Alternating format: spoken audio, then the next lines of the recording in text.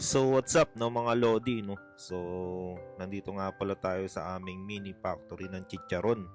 So makikita nyo rito, ako ay nagkahalo ng balat ng baboy. Yan po yung ginagawa nating chicharon. So yan, tatlong kawayan. Bali 5 yan eh. Nasa gilid yung dalawa, hindi lang kita sa camera. So yan, halo lang ng halo. Kailangan kasi yan eh nahahalo ng maganda para maganda at masarap ang chicharon natin, di ba?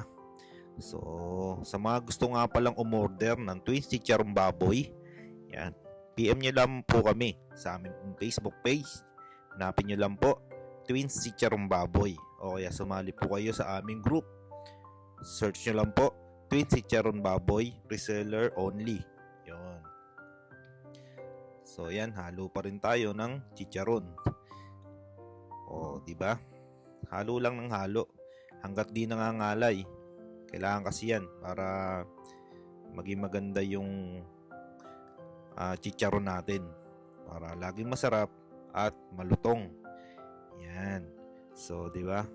O, ito naman yung tinatawag natin na balat ng baboy. So, yan yung on process pa lang. O, di ba?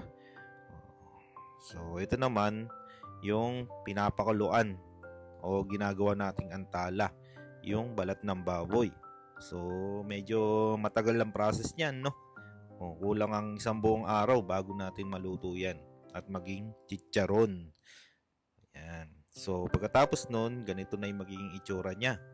Yan. Matigas na siya na parang bato. So, ito nga pala yung lahat ng for shipping natin this week. So, yan. So, araw-araw may nagpipick up sa atin ng chicharon at ito naman ay for shipping na. So, nakakatuwa. Ito po yung example ng ating Twins Chicharon Baboy. Yan. Yan natawag po natin na balat ng baboy. So, halo ulit tayo dito. Yan. Halo-halo lang hanggang sa maluto at maging chicharon. O, di ba? Ganyan lang. Kailangan lagi kang naghahalo. Yan. Slow mo lang yan ng konti. O, kita niyo naman, no? O, di ba? Ayan lang. Pag may tiyaga, may nilaga. Pag walang tiyaga, walang nilaga. Walang chicharon. O, di ba? O, yun lamang po. Maraming salamat po sa panonood. Bye-bye!